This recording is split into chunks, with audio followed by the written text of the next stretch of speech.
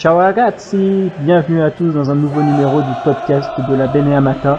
Asseyez-vous confortablement parce que c'est pas tous les jours qu'on est au deuxième meilleur endroit du monde après Giuseppe Meazza.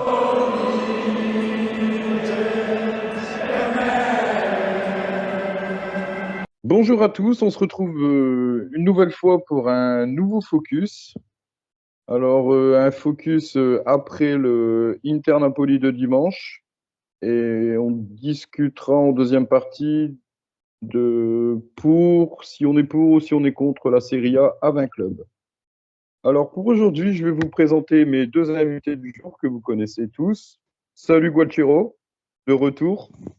Ouais, ciao Fédé, je repasse du côté des intervenants. J'ai fait une petite pige de présentateur. Écoute, on essaye de jouer sur tous les tableaux, hein. Tu sais, le foot moderne, maintenant, il faut des joueurs polyvalents. Donc, on essaye de faire ça au niveau du podcast. Mais en tout cas, j'espère que tous les auditeurs et toutes les auditrices aussi vont bien. Et puis, toujours content de parler de la Nostra Inter, comme je dis souvent, pour le meilleur et pour le pire. Et aujourd'hui, bah, c'est vrai que c'est pas si positif que ça par rapport aux derniers mois. Ah non, ça va faire deux débriefs où on débriefe pas des victoires et franchement, cette saison, on n'a pas été habitué à ça. Donc, je vais reprendre ta citation de la dernière fois avec Mkhitaryan et Barella. À chaque Bastoni, on a son Pavard. Et du coup, ben, Pavard, on accueille Antoine qui fait son retour. Salut à tous et bien heureux d'être ici parmi vous. Inter Napoli, dimanche soir, match nul, un partout. L'Inter avait ouvert le score juste avant la mi-temps.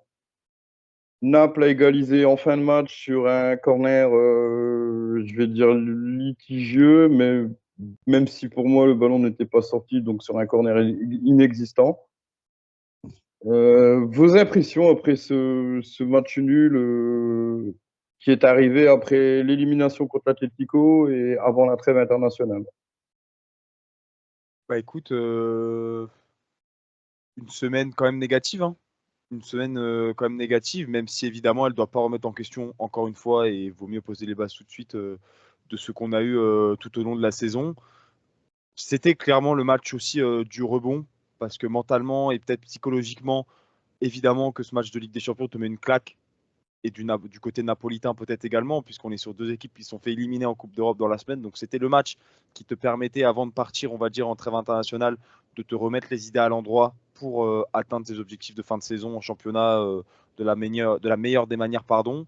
Et bah, si on reste du côté de l'Inter, c'est vrai qu'on a eu une équipe qui a été assez, encore une fois, paradoxale. Personnellement, dans la lignée des 2-3 dernières prestations, qui est un peu moins maître de son destin dans ses rencontres, peut-être aussi un peu usé physiquement, psychologiquement à l'image de quelques cadres, hein, puisque Inzaghi avait remis tout simplement l'équipe type après Atlético de Madrid. Je pense à Mkhitaryan évidemment, pardon, un Di Marco et un Lautaro que j'ai trouvé aussi fatigués, de même pour un Pavard, enfin voilà, je ne vais pas refaire évidemment toute la liste. Mais écoute, l'Inter est montée diesel dans cette rencontre. Elle a réussi à trouver et à faire la différence en exploitant les largesses napolitaines, hein, parce que c'était pas un Napoli non plus ultra conquérant qui se présentait. Le dégagement pour casser la première ligne de pressing, et après, comme d'habitude, un décalage de la droite vers la gauche, le centre d'un défenseur pour un autre défenseur, même si c'est un piston, finition parfaite, tout le monde participe, c'est magnifique. Mais voilà, l'Inter ne s'est pas mise à l'abri, l'Inter s'est fait rattraper, comme tu le dis, sur une situation qui a fait parler et qui fera parler à juste titre. Mais dans tous les cas, voilà, tu dois aussi mieux défendre. Tu dois aussi mieux défendre ce genre de situation, et l'Inter qui est encore une fois freiné après la Ligue des Champions et qui va devoir rester concentré jusqu'au bout, même si évidemment qu'on ne va pas commencer à remettre en cause et en question ce qui devrait arriver d'ici la fin de saison. Mais quand même, quelques signes quand même que l'Inter remet les pieds sur terre et n'est pas une équipe d'extraterrestres, tout simplement. Je suis tout à fait d'accord avec toi. Moi j'ai surtout vu, c'est le manque de fraîcheur physique. Donc après, ce qui s'est passé, c'est que Naples avait joué une journée 24 heures avant. Ils n'ont pas eu de prolongation, ils n'ont pas eu de tir au but. Ils ont eu quand même un match moins énergivore parce que c'était assez vite réglé qu'ils allaient pas passer. Donc ouais, Di Marco, Lautaro, Pavard, même Thuram, je l'ai trouvé un peu emprunté sur. Mais je pense que ouais, mentalement, mercredi, ils ont quand même dû prendre un coup sur la tête Et après, c'était aussi le match piège Napoli en fin de semaine avant la trêve. Et il y a la stat c'est le premier but qu'on a pris dans le dernier quart d'heure de jeu. Chose on n'avait pas concédé de but depuis le début de saison en championnat dans le dernier quart d'heure. C'est quand même incroyable, je trouve qu'on ait tenu longtemps sans prendre de but dans les 15 dernières minutes, honnêtement. Bon, ça devait arriver de toute façon à un moment. Ouais, c'est sûr que ça allait arriver, mais je trouve que c'est comme incroyable qu'on l'ait tenu 29 journées, c'est bien ça. 28, non? 28. 28. 28 plus 81e ou 82e le but. Donc, Ouais, on a comme tenu 28 journées pleines sans prendre de but sur cette période-là. Non, mais sinon, je vais rejoindre ce que vous avez dit, hein. L'Inter qui était cramé, on va dire, de manière cash physiquement. Avec la frustration de l'élimination, on a eu beaucoup de déchets techniques, en fait, sur cette rencontre. C'est vrai. C'est un peu gâché, entre guillemets, mais on peut comprendre d'un côté le choix d'Inzaghi d'aligner ces joueurs-là, parce que ça veut quand même montrer que le coach, il montre sa confiance envers ses joueurs, qu'il ne veut pas les condamner malgré l'élimination. Sauf que 120 minutes contre l'Atlético en Ligue des Champions, avec cette intensité, parce qu'il y avait une vraie intensité sur ce match de mercredi, les joueurs étaient totalement cramés, tout simplement, j'ai l'impression. Et au-delà de ça, je me permets de rajouter, j'ai trouvé aussi une certaine forme de nervosité qui a été le plus incarné. Je ne sais pas si vous avez la bande qui était passée à la télé, c'est Matteo Darmian, à un moment donné, qui 2-3 fois, et notamment sur la situation du corner qui donne l'égalisation napolitaine, qui parle de façon assez musclée, c'est un grand mot, mais disons que c'est quelqu'un d'assez calme à la base et qui là vraiment n'hésitait pas à aller au contact de l'arbitre vraiment pour lui faire comprendre quelques points.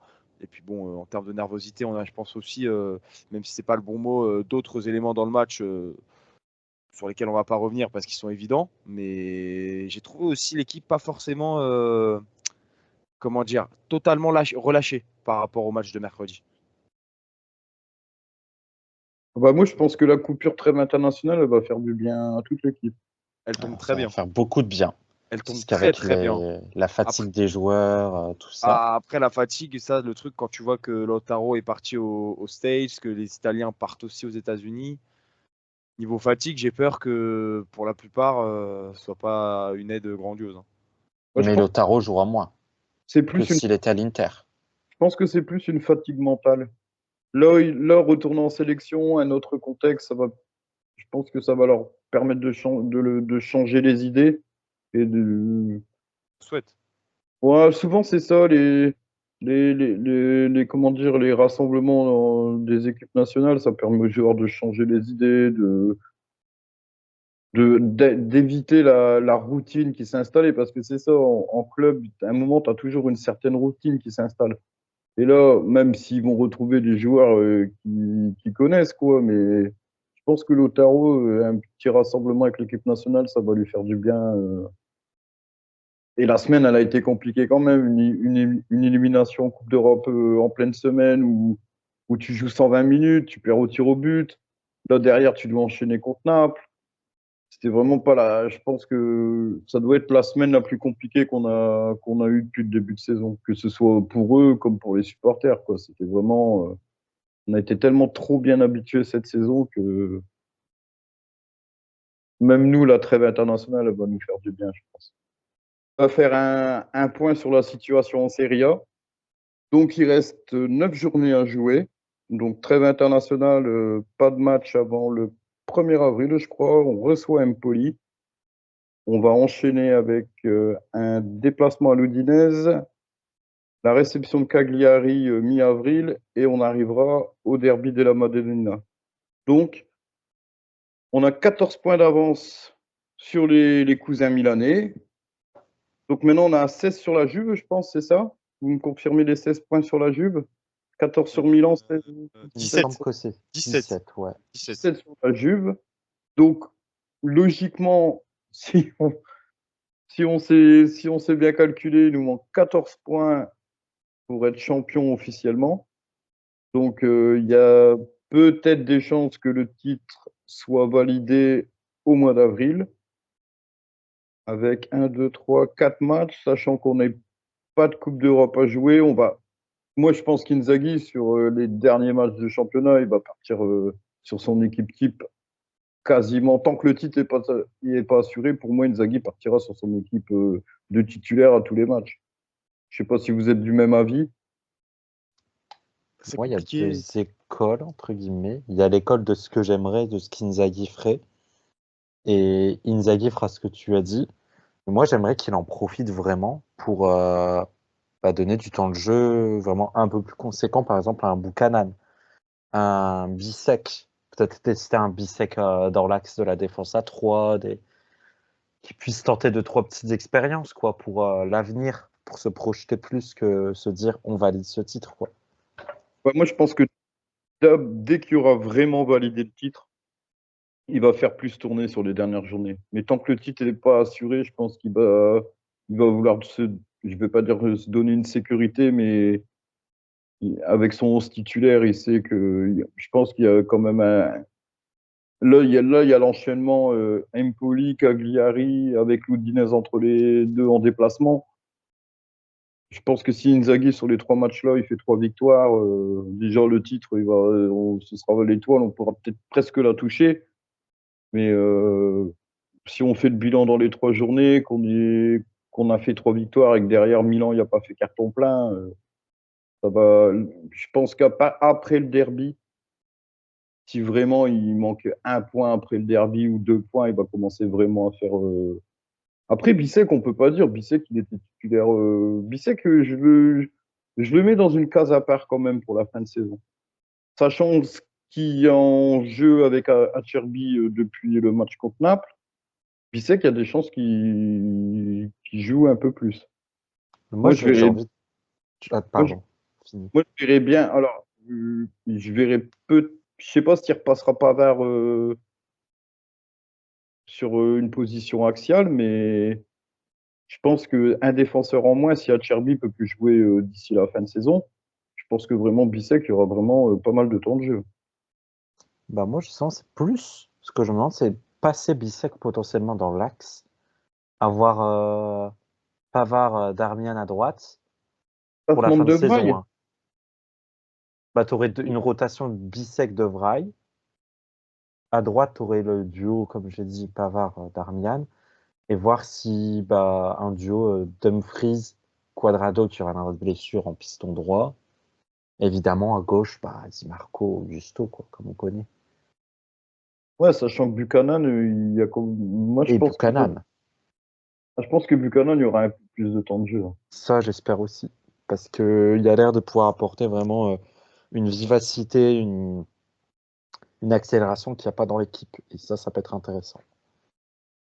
Ce qui est intéressant de noter, et ce qui est même très important finalement, les mots ont un sens, c'est qu'il ne faut pas non plus oublier la relation qu'entretient Inzaghi avec le Scudetto, hein, parce que c'est un titre qui lui échappe depuis qu'il est à la Lazio, et notamment du côté de l'Inter, quelque chose voilà, que le club vise depuis le 19e en 2021 pour faire la deuxième étoile.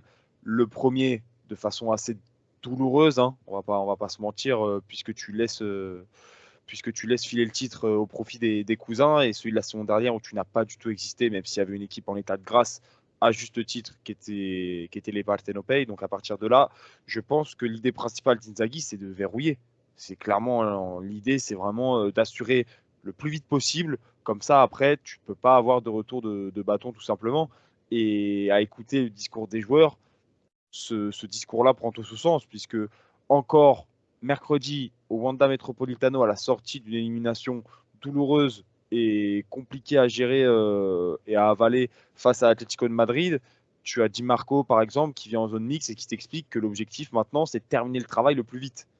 Donc à partir de là, je pense que Inzaghi va mettre toutes les chances de son côté pour enfin décrocher en Italie, ce qu'on peut quand même appeler pour un coach le Graal. À l'échelle italienne, évidemment, à l'échelle nationale, puisque voilà, ça reste un championnat du top 5, ça reste quelque chose de convoité, de disputé, puisqu'il y a d'autres belles équipes. Donc à partir de là, et sur ce constat-là, forcément, Inzaghi va capitaliser sur la bonne équation qu'il a trouvée depuis le début de saison pour aller chercher des points, entre guillemets, avec tout le respect, facile, puisque aussi ce qu'il faut noter, c'est que l'Inter a déjà eu sa part de calendrier assez compliqué en début d'année civile, là, 2024. Là, honnêtement, tu vois Empoli ou Udinese, bon, c'est largement des équipes à ta portée, évidemment, mais c'est des équipes grâce auxquelles, entre guillemets, encore une fois, avec tout le respect pour elles, dont tu dois te servir pour aller gratter des points. Et quand tu regardes de l'autre côté, par exemple, quand l'Inter reçoit Empoli, le Milan va à Florence, si je ne dis pas de bêtises, la Juve va à la Lazio. Alors oui, l'idée, c'est pas d'engager une course avec les poursuivants qui sont très loin, mais c'est de te dire potentiellement que tu as l'occasion, encore une fois, d'asseoir, entre guillemets, ta course au titre de façon sereine. Donc à partir de là, si l'Inter parvient justement à faire ça, je pense, et là je rejoins Antoine là-dessus aussi, qu'après, Inzaghi va peut-être laisser libre cours, entre guillemets, à son imagination, parce que oui, il peut y avoir le record de points personnels, le record de points de la Serie A, mais on est déjà sur un groupe qui a beaucoup donné cette saison, beaucoup d'efforts. Donc à partir de là, étant donné en plus qu'il y a des compétitions qui arrivent cet été, comme l'Euro, comme la Copa América, je ne sais pas si l'objectif, ça va être vraiment d'user ce groupe pour aller chercher des records historiques. Le championnat, et après je pense que ce sera que du kiff et ça permettra de préparer l'avenir avec des Bisek, des Aslani et tutti quanti, à mon avis. Là, si on regarde, alors là, si on regarde le calendrier, c'est réception d'Empoli, déplacement à Udine, réception de Cagliari, le derby donc en déplacement du coup. On reçoit le Torino, on va à Sassuolo, on va à Frosinone, on reçoit la Lazio et on finira à Vérone. Donc Alors, 4 points à prendre sur les 9 matchs-là. Je pense qu'il y a quand même. Après, c'est vrai que les mal classés, les équipes qui jouent le maintien, ils lâchent tout dans les derniers matchs. Donc ils vont se donner. Et je pense que 14 points, ça peut être vite réglé, quoi. Oui, mais encore une fois, il ne faut pas oublier les. Enfin, je veux vraiment pas faire le relou, hein, on va dire les termes, mais Inzaghi, je pense, dans sa tête, il y a les vieux démons. C'était pas à cette ampleur-là, mais la première saison à l'Inter, il doit aussi aller le chercher à la base. Donc l'idée, je pense, ça va être vraiment de cadenasser. Au plus vite. Et comment? Là, là c'est assurer au plus vite les points C'est qui ça. manquent. Et même le discours dans le vestiaire est passé comme ça. Donc à partir de là, voilà, Empoli jusqu'au Milan, je pense, parce que je crois que c'est Milan, non, que tu peux décrocher le titre désormais. C'est le derby ou c'est après? normalement, c'est le Euh, derby. Si, Parce qu'ils si tu repèrent gagnes des tous tes points matchs entre deux, d'ici hein. là, si ça gagne tous ces matchs d'ici là, je crois que c'est le derby. Donc à partir de là, jusqu'au Milan, au moins, je pense que, surtout en notant le fait que tu n'auras qu'un seul match par semaine, l'Inter va et, mettre la grosse équipe. Il n'y a pas de raison. et- Alors, par contre, si je peux me permettre, il y a un déplacement à Udine dans nos prochains matchs. Oui. et juste après Empoli. J'ai pas le souvenir d'un déplacement Udine facile pour l'Inter ces dernières années. Attention.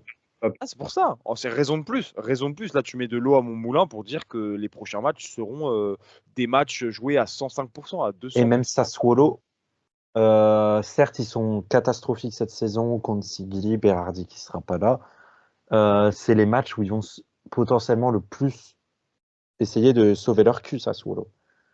Et Ah, historiquement, on surtout sait que c'est une équipe qui aime bien nous casser. Voilà. derrière Sassuolo. On sera la 35e, 30, ouais, on sera 35e ou 36e journée. Donc Sassuolo, s'il n'a pas sauvé son cul avant de nous jouer, ça va être. C'est pareil, Cagliari a besoin de points, Loudin a besoin. On va C'est pas jouer des matchs si après faciles que ça, hein. C'est tout. les bas de tableau comme ça, à l'extérieur surtout, faut peut-être plus les jouer en première partie qu'en dernière partie, hein.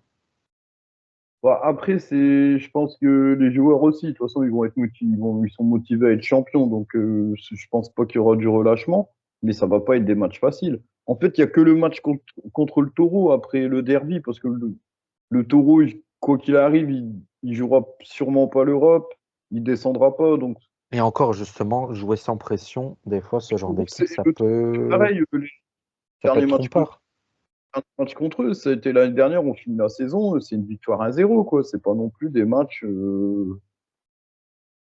Mais je pense que cette semaine, il y aurait eu qualification au tir au but. Le match nul de dimanche contre le Napoli, on l'aurait peut-être mieux pris parce que là, c'est la semaine, on se dit élimination Coupe d'Europe en milieu de semaine. On mène contre Napoli, on se fait égaliser à 10 minutes de la fin. Je pense que c'était vraiment la semaine où, malheureusement, c'était pas la bonne semaine, quoi. Mais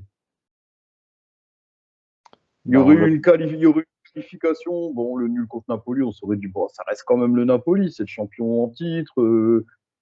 Après, Napoli, depuis que c'est Calzona, ils ont pas perdu en championnat. Il Ils reste sont invaincus 2 en victoires. championnat. C'est quand même un Napoli qui, je vais pas dire qu'il va mieux, c'est pas le Napoli de l'année dernière, mais c'est pas le Napoli qu'on a joué au mois de décembre. C'est pas celui à qui on a claqué 3-0, ça c'est certain. Et qui avait été bon, et qui avait été, on a vu un bon Napoli. Je crois que c'était le premier match de Mazzarri. Avant le but, on marque Çalhanoğlu, il marque juste avant la mi-temps. Ils ont des super occasions. Politano, il frappe sur la barre. Sommer, il en sort une ou deux belles.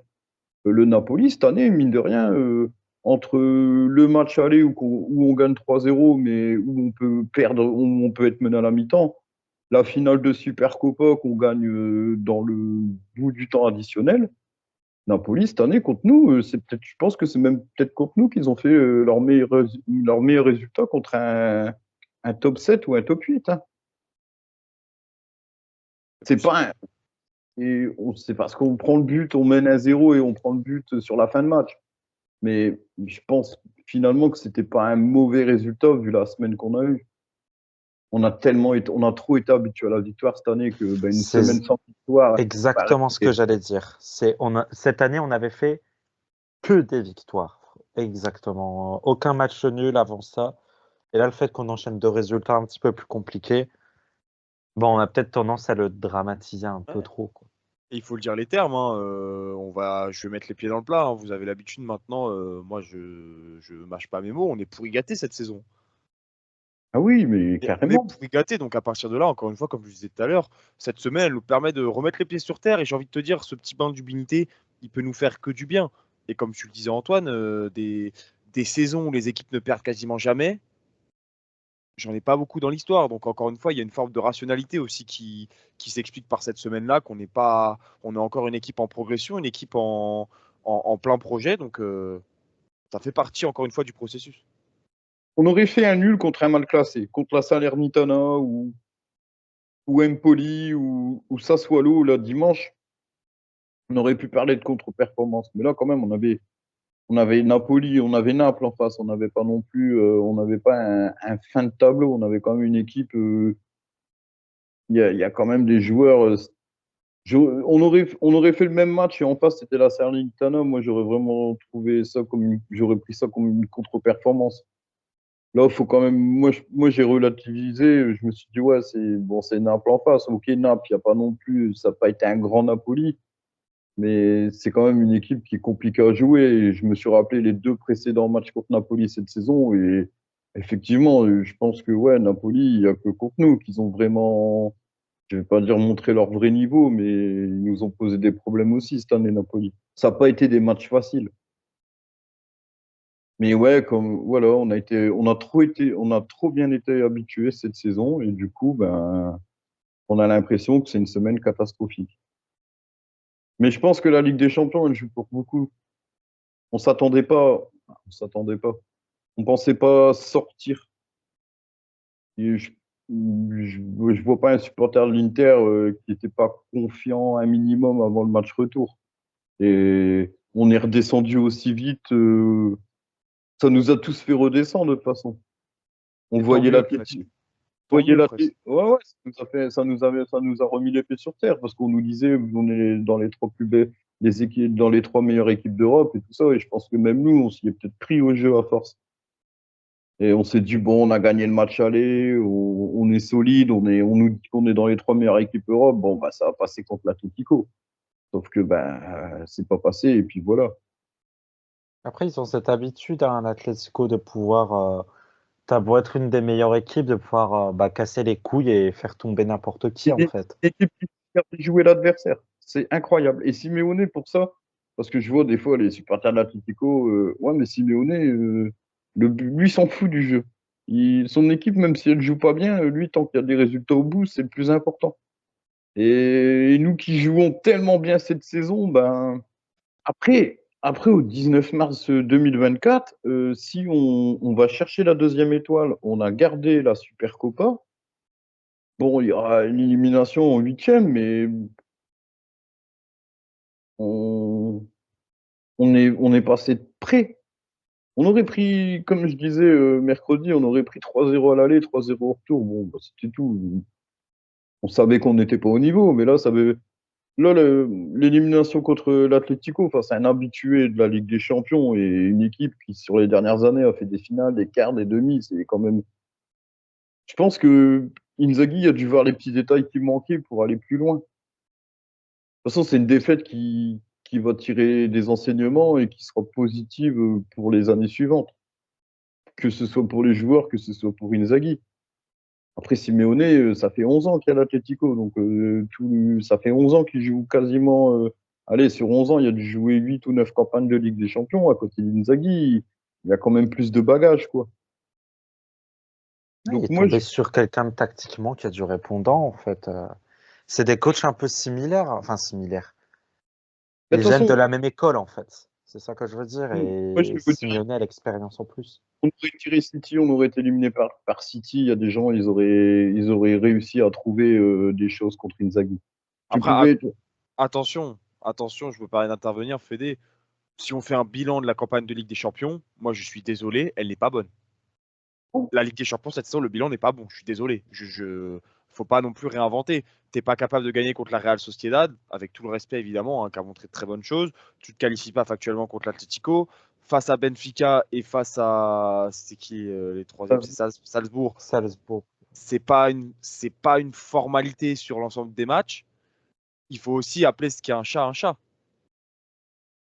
En Après, fait, ça enlève pas que sur toute la saison, si la deuxième étoile va au bout, c'est très positif évidemment. Mais il faut faire la part des choses. et moi, je pense que le plan d'Inzaghi, c'était de se dire qu'il allait se contenter d'une deuxième place pour prendre un max de points d'avance en championnat, pour se dire qu'avec les points d'avance en championnat, au moment de la phase d'élimination directe, Inzaghi voulait du coup basculer et peut-être miser un peu plus sur la Champions. Sauf que au résultat, on se fait sortir en huitième de Champions, alors qu'on avait peut-être ce matelas d'avance qui aurait pu nous permettre de miser sur la Champions, quoi. Bah, il a beaucoup plus fait tourner en Champions en poule que. C'est ça. Pour moi, Il y a c'était des. révélateur. C'était révélateur qu'il voulait vraiment se contenter de la qualif pour les huitièmes de finale, tout en prenant un max de points en championnat pour avoir ce matelas d'avance. Oui, il y a de grandes chances que ce soit ça. De toute façon, l'objectif déjà en début de saison du club, c'était clairement la deuxième étoile. Ça a Et été annoncé. ils l'ont Ouais. annoncé en début de saison. Donc je pense que ouais, la Champions cette année, elle a peut-être pas mis au deuxième plan, mais c'était pas la C'était priorité. du bonus. C'était de sortir des poules, de prendre la prime de qualification, pas l'argent de la Ligue des Champions, il ne faut pas le cacher. Je crois qu'on prend 66 millions avec le parcours de cette année. Et Et vraiment, l'an dernier, on a pris quoi? 200? 109 l'année dernière. Ah ouais? J'aurais dit plus. Mais cette année, comme on gagne 8 millions avec la Super Copa et il y a les 50 millions de participation au championnat du monde des clubs, je pense que ouais, le calcul a été vite fait et qu'il fallait que c'était priorité au championnat. Et on l'a vu, de toute façon, son équipe type, il a toujours mis en championnat, alors qu'il y a le match à Benfica où il met quasiment que des remplaçants, même où on perd 3-0. Odero même, avec Odero, je crois. Donc, ouais, non, je pense que l'objectif cette année, vraiment, c'était la deuxième étoile, faire un parcours financier en Champions League et puis essayer de garder une des deux coupes. Je pense que les objectifs, ça devait être ça. De toute façon, avec l'effectif qu'il y a, je parle au niveau de l'attaque, c'était impossible d'aller gagner une Ligue des Champions, la Serie A et garder les deux coupes. Et on l'a revu, on a eu une petite amélioration au niveau des attaquants remplaçants, Arnautovic, Sanchez, mais elle n'a pas duré. Ça a duré 2-3 matchs, ils ont marqué leur but, leur passe décisive, Mais la lecture de match n'est pas bonne, dit Zaghi encore une fois, ce que j'expliquais dernièrement. Et Il a changé 2-3 il y a, fois il y a- sa il y a- défense. ouais, Ça, c'est pas bien. il y a une facette d'Inzaghi qui a encore à travailler parce que c'est un entraîneur certes très bon, mais qui doit encore progresser. De toute façon, personne n'est jamais parfait, donc tu peux toujours progresser. Et la facette qui a été révélée encore au grand jour, mais qu'on connaissait déjà, notamment des saisons dernières, c'est cette gestion de l'urgence. Tu es en grande difficulté. En grande, grande difficulté. La lecture du match contre l'Atlético, à partir du moment où Depay met son but, c'est assez compliqué à l'image du changement de Buchanan qui intervient pas, ne rentre pas finalement. Ça, c'était Donc c'est lunaire. un point sur lequel il doit travailler. Après aussi, c'est aussi un point sur lequel il faut que tu sois mis dans le contexte. Et c'est assez rare sur l'Inter cette saison et c'est plutôt pas mal finalement. Donc faut trancher. Bon, ben voilà. Bon, on a fait le tour de. On a bien débordé. On a bien débordé du coup. Alors, il y a eu dernièrement la possibilité au niveau de la Serie A la possibilité, il y a eu, ça a plus été suggéré de repasser sur une Serie A à 18 clubs, alors qu'elle est de 20 actuellement. Donc, moi, j'ai mon avis. Vous allez me donner le vôtre aussi. Alors, je vais vous exprimer mon avis. Alors, les gens veulent une Serie A 18 clubs, pensant que les droits télé, les parts de chaque club seront augmentées. Il y aurait 4 journées de championnat en moins, comme ça peut se passer en Espagne, pardon, en Allemagne. Allemagne ou en France. Donc, 17 matchs aller et 17 matchs retour. Moi, perso, je suis pas un grand partisan de la Serie A 18 parce que je pense que ça va, surtout le système en Italie où on a une série C à 60 clubs répartis en 3 groupes, ça fait que on va avoir un moment des grands clubs qui vont aller se perdre dans les bas-fonds des divisions, série D. Et puis ça va, comment dire, ça va faire une élite restreinte. On n'aura pas de changement. J'aime bien tous les ans, il y a les 3 promus. On a eu Salernitana qui n'était pas remonté depuis longtemps en Serie A, Monza qui l'année dernière est monté pour la première fois.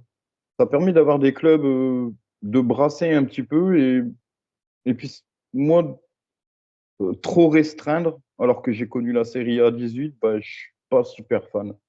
On a l'habitude d'une Serie A à 38 journées.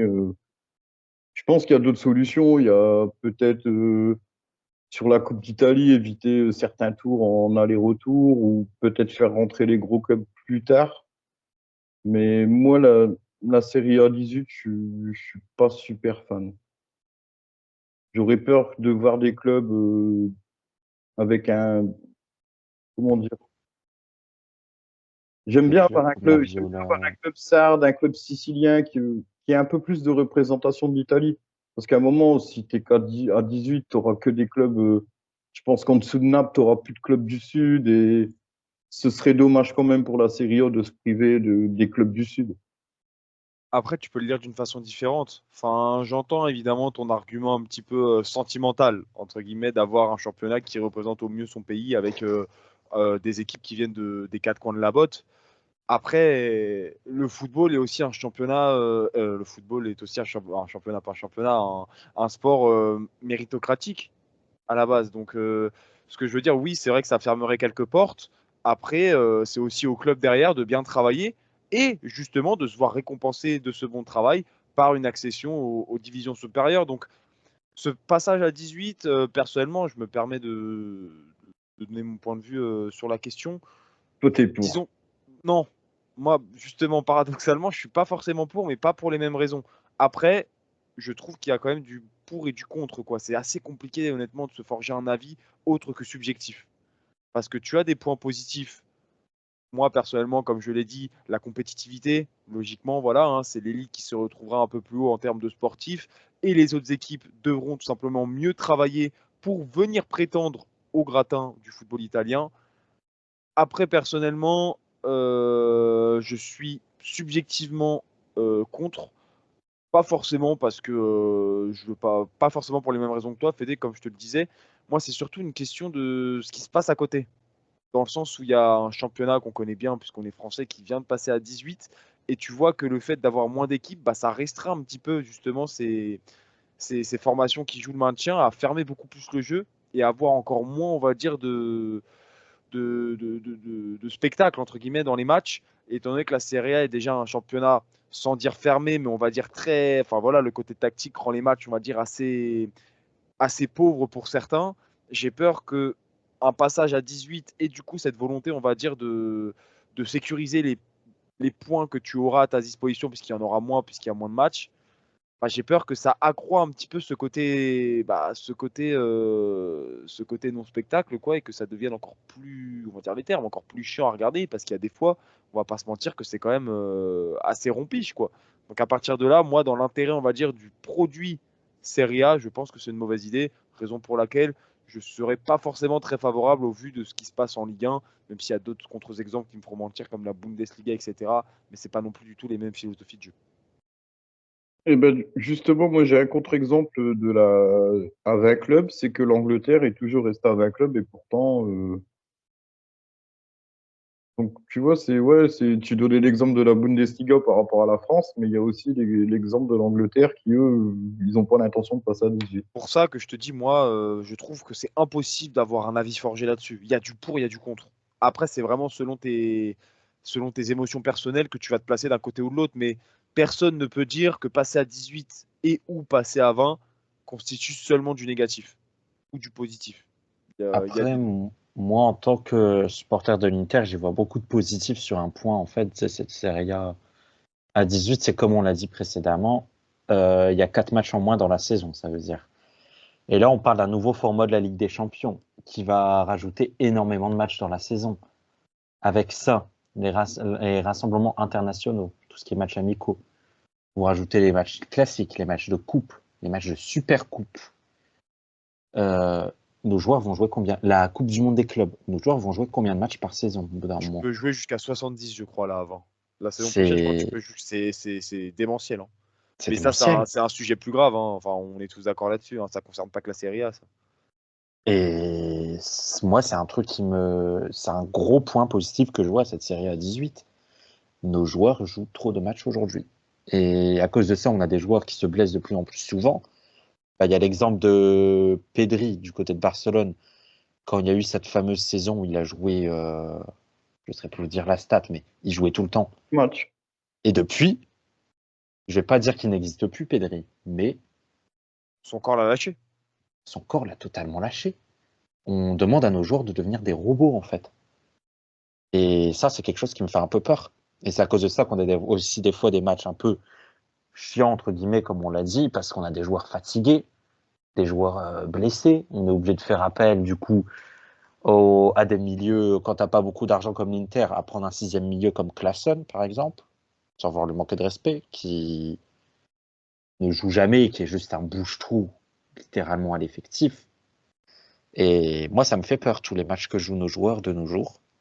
Et surtout avec cette réforme de la Ligue des Champions.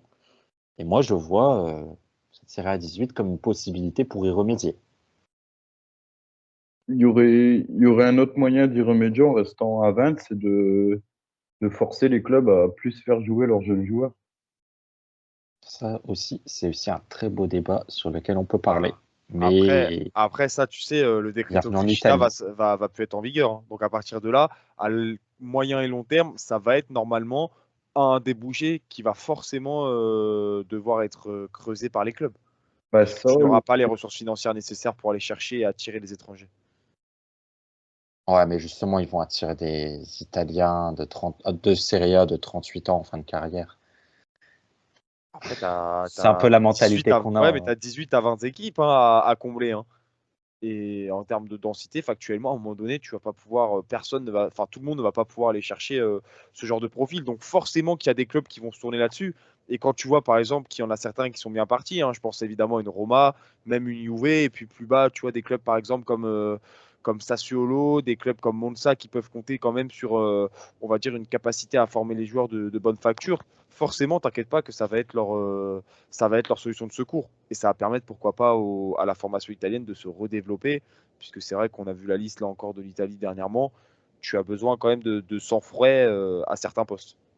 Après, oui, c'est vrai que ça peut aider, mais je pense que si on veut vraiment le développement des jeunes en Italie, tout ça, il faut pas juste ça. Il y a un mal plus profond, plus de travail à faire que ça, en fait. si vous avez les auditeurs, si vous avez votre avis pour la série A à 20 ou à 18, vous pouvez dans les commentaires et on manquera pas de vous lire.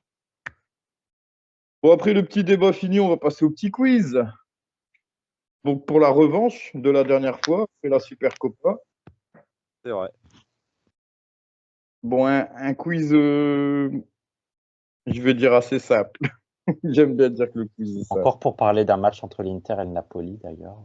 D'ailleurs. La Supercoppa aussi. Effectivement, ouais. Eh ben, écoute, Antoine, rendez-vous l'année prochaine. Hein. On peut prendre le rendez-vous Ouais. tout de suite. Je pense qu'on ne se reverra pas avant l'année prochaine. Allez, vas-y. Le premier Napoli-Inter de de la saison prochaine. Bon, alors, je vais vous expliquer. Alors, aujourd'hui, il y aura 2 morts subites et 3 questions à 1 point. Vous êtes prêts? Andiamo. Alors, la première question, je vais vous donner les clubs, bon, vous commencez à connaître, les clubs qu'un joueur a fait. Et vous allez me dire de qui je parle. Alors, j'ai joué à l'Inter, j'ai joué à l'Atlético, j'ai joué à Newcastle, j'ai joué à Galatasaray, j'ai joué au Fener et j'ai joué à l'Istanbul Başakşehir. Aimerais? Bien. Ouais. Alors, 1 point pour Guatiro. Alors, on va passer à une petite mort subite. Alors, vous connaissez le principe. Chacun votre tour. Alors, Antoine, comme tu n'as pas marqué de point, c'est toi qui vas commencer. Alors, je voudrais que vous me donniez les joueurs ayant porté le numéro 5 à l'Inter. Roberto Gagliardini. Oh non, c'est une catastrophe ces questions. Ah, je vais essayer de réfléchir, mais Stankovic. Tant que je vous dis rien, vous pouvez continuer. Hein. Stefano Sensi.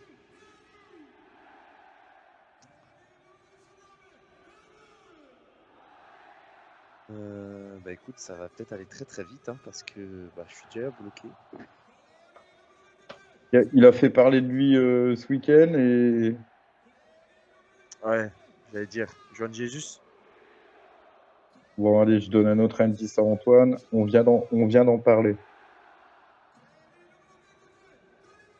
Il reste des Français en plus. Hein. Juan Jesus, je dois avouer, je l'avais, mais je n'étais pas sûr, donc j'avais pas le lâché. Donc tu m'as conforté dans mon idée, on va dire. Mais bon, c'est un indice quand même. On vient d'en parler? On vient d'en parler. Il y a des Français. Il y a. Il y en a, en même temps, il y en a pas mal en fait. Attends. J'ai un doute. Il y a 2 Français dans la liste. Il y a Je suis pas sûr, je crois en avoir qu'on un. a parlé aujourd'hui.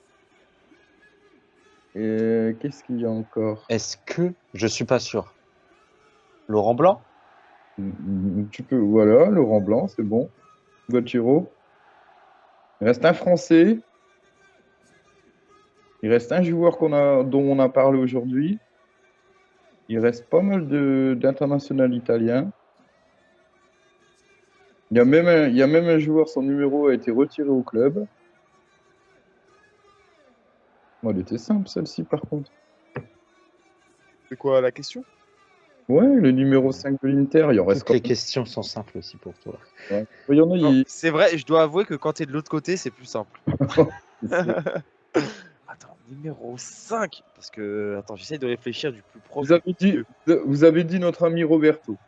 Vous avez dit Juan Jesus, Stankovic. Vous avez donné Laurent Blanc. Et Sensi.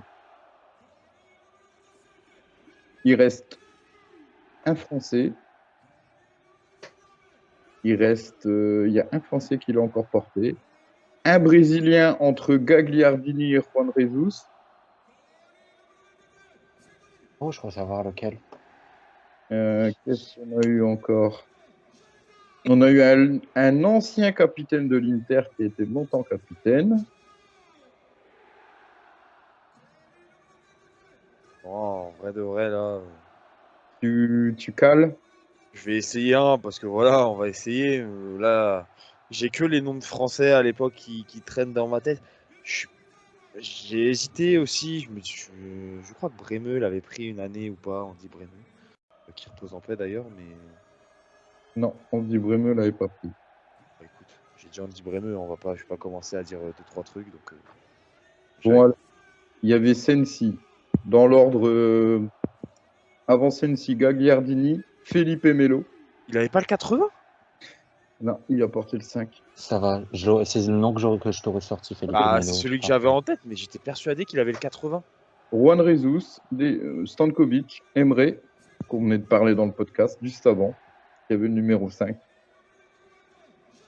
On a eu Laurent Blanc, Benoît Coé, Fabio Galente, après bon, il y a eu Frézy, et l'ancien capitaine qui avait déjà porté le numéro 5, c'est Giuseppe Bergomi.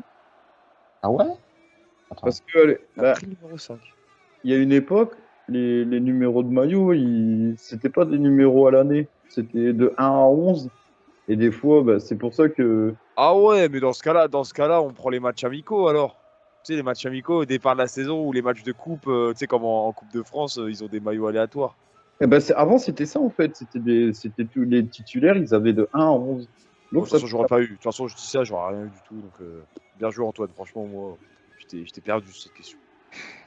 donc un point pour Gualtiero et 2 points pour Antoine. Bon, maintenant, on va passer au.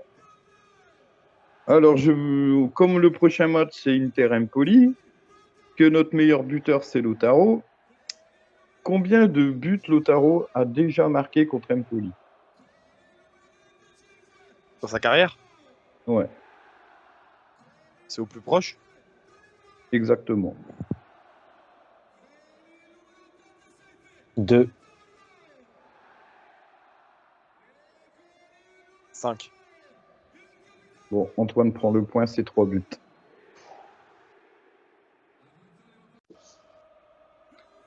Alors, donc on est à 1-3. Je vais vous redonner une liste de clubs et vous allez me trouver le joueur. Toujours, je les donne pas dans l'ordre, hein. Alors, j'ai joué à l'Inter, j'ai joué à Manchester United, j'ai joué à Arsenal, Alexis Sanchez. j'ai joué à Dortmund, j'ai joué à la Roma. Mkhitaryan. Bien joué. Je pensais que tu allais l'avoir à un moment, Gualtiero. J'ai Manchester United, Inter, j'ai bugué. Arsenal, Manchester, j'ai bugué tout court. J'étais pas de. Donc, tu vois, quand je commence à bégayer comme ça, c'est que c'est pas bon signe. J'ai pas été très réactif, mais je te mens pas, il m'est pas venu du tout. Et pourtant, c'est mon exercice préféré. Donc, Antoine a été bon. Antoine était bon. Bon, et après ton exercice préféré, on va passer au mien d'exercice préféré. Vous savez ce que je vais vous poser comme. Quel compo? Vas-y, fais des balances. Balance. Alors, vous allez me donner les 11 titulaires, que ce soit de l'Inter ou d'Empoli, du Inter-Empoli qui a fini à 4-2 et c'était la saison 2021-2022. Où ça est fini à 4-2, c'est bien ça. La fin de championnat? C'était pas la fin de. Non, je sais plus. C'est quelle date? Oh, c'est fin de championnat, mais attends, la date, je l'ai plus. Mais c'était les dernières journées. Alors, je vous donne un indice. Empoli menait 2-0 et on a gagné 4-2. On sort joueur par joueur ou. Vous me donnez soit un des 11 titulaires de l'Inter ou un des 11 titulaires d'Empoli ou les Un remplaçants. seul joueur ou on sort tout. On essaie de sortir le 11. Non, c'est une mort subite, donc c'est chacun votre tour. Ok. Donc, c'est Gauthier qui commence. 2021-2022, tu me dis, donc première saison d'Inzaghi. Exactement, c'est ça. Bah écoute, j'ai pas envie de faire des conneries là parce que du coup on s'est foutu de toi, c'est pour pas se tromper sur le premier. 2021-2022, écoute, j'ai envie de te dire Andanovic. C'est bon. Antoine, Aslani. qui jouait à Empoli. Ah, et il ouvre le score. C'est lui qui ouvre le score? Non. Si? Lui marque le deuxième, je crois, non? Ah oui, il marque le premier, le deuxième. il marque un Ok, but, c'est ce match-là. Et c'est suite à ce match-là qu'on l'a acheté de mémoire. Ah ouais, Enfin, qu'on je l'a me rappelle acheté. très bien de ce but. Qu'on l'a bien repéré, quoi. À moi, je vais te dire Skriniar. C'est bon. Antoine. Fabio Parisi. Attends, je vérifie. C'est bon. Pas de Chiro.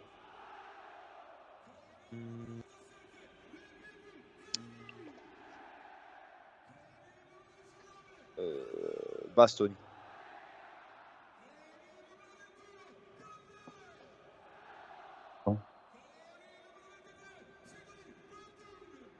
Et non, Bastoni n'a pas joué. Hein?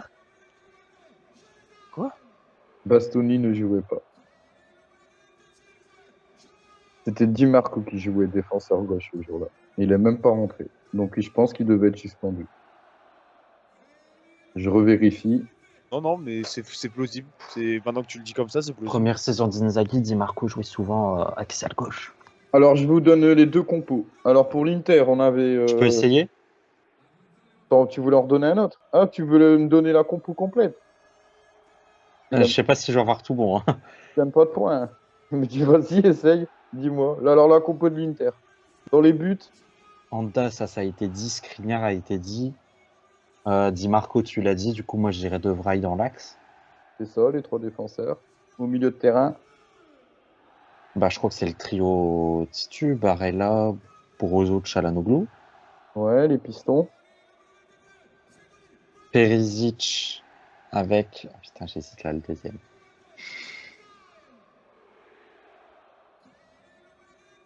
Dumfries, Ouais, c'est ça. Et le duo d'attaque, à Lautaro, je crois. ouais. Qui marque 2 de ses 3 buts contre Empoli ce jour-là. Ah ouais. Empoli, tu dis putain, Ouais, t'as vu. C'est Dzeko, non? non, je crois pas. Je crois que c'est notre ami. Ou Correa. Ah, c'est peut-être Correa. J'hésite entre Barbecue et Sanchez. Et non, c'était la titularisation de Monsieur Merguez. Ouais, Monsieur Barbecue. Et donc du coup, alors, on avait eu en remplacement Dzeko qui était rentré, Matteo Darmian, Alexis Sanchez, Danilo D'Ambrosio et notre ami Vidal, très Notre connu ami, sur TikTok. si on veut dire ça. Est-ce que c'était le match où Pinamonti nous avait mis la misère? Effectivement, Pinamonti avait même marqué. Un doublé ou alors il y avait provoqué un CSC aussi, je crois. Il y a un but de Pinamonti et un but d'Aslani. Bon, alors je vous donne l'Empoli. Alors Empoli, ils avaient Vicario dans les buts. Oh, carrément. Parisi, Luperto, Romagnoli et Fiamozzi en défense. Bandinelli, Stulak, Zurkowski et Asnani au milieu. Et ils avaient un duo d'attaque, Pinamonti, Bayrami.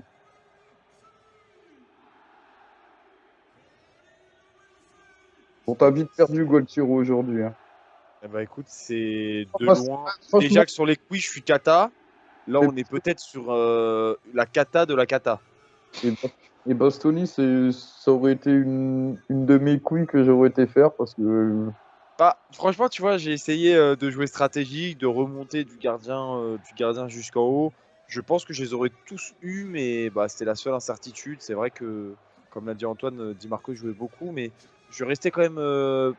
En plus, en fin de saison, j'avais le souvenir quand même que Bastoni était plus quand même titulaire, que Di Marco était là un peu pour suppléer, que ce soit Perisic, que ça soit. il est même pas sur la feuille de match. Donc il est soit blessé ou soit. Suspendu, à mon avis, ou blessé, ouais. Ouais, donc, tu vois, je pense que c'est un choix de circonstance. Donc bon, bah écoute, Et- après j'ai joué, j'ai perdu.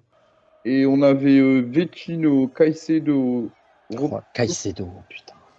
Roberto, Ranocchia et Gossens qui n'étaient pas rentrés. Moi, j'avais voulu sortir les joueurs d'Empoli que je connaissais en premier parce que je pensais qu'on allait réussir à défiler tout l'effectif de l'Inter. Eh ben non. Bon, du coup, t'as encore gagné un quiz. Hein.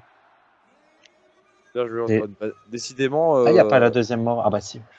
Ah bah c'était la Ah ouais, il remet une couche carrément. Ah ouais, oh, le mec est écœurant quoi. Tu veux vraiment l'assassiner, le pauvre. Après, non, après c'est le jeu. Moi j'assume. Faut assumer, les gars. C'est tout, c'est ça. J'ai perdu. Bravo, bravo Antoine, franchement. Bien joué à toi aussi. Oh, bien joué, non, franchement, me dis pas bien joué. Par pitié, j'ai pas été. Et c'est le jeu.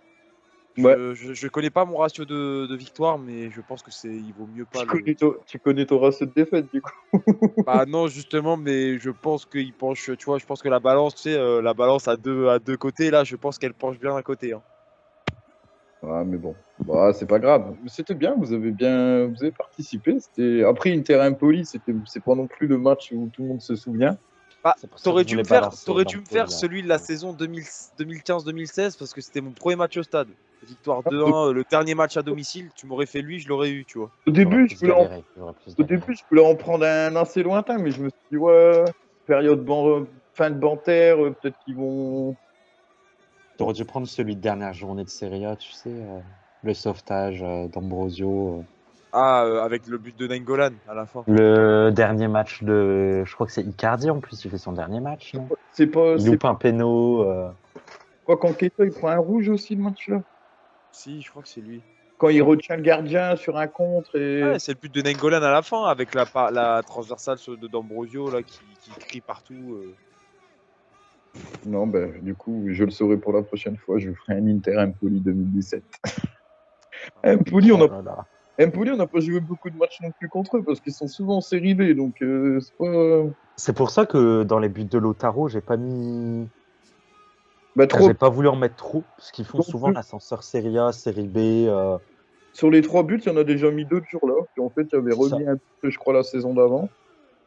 Donc, ouais, non, c'est pas. Bah, jouer contre les équipes qui font l'ascenseur, c'est vrai que c'est pas Tu peux évident. pas gonfler trop tes stats, à part si tu leur mets un triplé à chaque fois, mais bon. Bah, il y a la Salernitana qui est l'exception pour Lautaro. Ouais, ils ont comme réussi à se maintenir de 3 saisons. Hein. Ouais, mais là, je pense que cette année, ça y est, il n'y aura pas de miracle comme il y a 2 ans, tu vois. Ouais, Il y a 2 ans, on s'était écroulé sur le titre et la Salernitana, là, il fait le miracle pour le maintien. J'espère cette année que la Salernitana ne va pas faire de miracle et que nous, on va pas perdre le titre. Croisons les doigts. Bon, ben, messieurs, merci. Ce petit quiz est fini. On va se donner rendez-vous alors avec la trêve internationale. Je ne sais pas quand Karim a prévu. C'est le bilan. C'est toi qui vas faire le bilan, je crois, Galtiero. C'est moi qui m'occuperai du bilan et c'est peut-être le prochain épisode qu'on va tourner. C'est quoi? C'est dans une semaine et demie, quoi, après le match contre Empoli. Même pas, parce qu'en fait, le match d'Empoli, il a lieu début avril. Donc, je pense que ça pourrait même être. prochainement. Ah, bah oui, parce que c'est un 1er Parce que avril. nous, on a fini le mois, là. Ah, ouais, c'est un 1er avril. Donc oui, bah écoute, ce sera la semaine prochaine. Le bilan sortira la semaine prochaine. Ok, bon, ben, la semaine prochaine, je t'envoie les clés. C'est toi qui tiens la Ouais, boutique. c'est ça. Bon, ben, messieurs, merci. On va Merci à toi. pas oublier la phrase magique de Karim qui est de s'abonner, de mettre les 5 étoiles. Bon, là, c'est bon. Hein, pour son quiz, il est en préparation. Et d'ailleurs, un message, hein, on va parler au nom de toute la team, et merci pour le cap des 200, qui était le premier objectif intéressant sur la chaîne et qui a été franchi. Donc, merci pour le soutien, évidemment. Merci à tous. Hein. Ben, on se dit à bientôt. Et puis, ben, Gualtiero, à la prochaine pour le bilan, du coup. Ouais, au moins, je participerai pas au quiz. C'est mieux pour tout le monde. Tu pourras te venger sur le quiz la semaine prochaine. C'est mieux pour tout le monde. Ouais, tant que tu nous sors pas la compo de Inter Apoel Beersheba ou Inter Saint-Etienne, je pense que ça. J'ai pas envie de me faire du mal, Fédé. Arrêtons. J'ai déjà assez souffert ce soir. Alors, voilà, quoi. Okay. Allez, ciao à tous. À la prochaine. Ciao à tous. Ciao, raga. Ciao.